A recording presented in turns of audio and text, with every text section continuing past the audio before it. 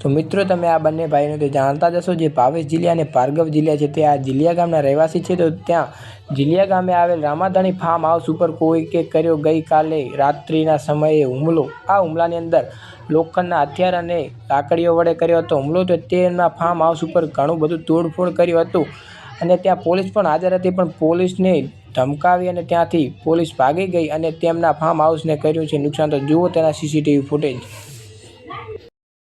તો મિત્રો ભાવેશભાઈ જીલિયા અને ભાર્ગવભાઈ જીલિયાના રામાધણી ફાર્મ હાઉસ ઉપર થયો હુમલો।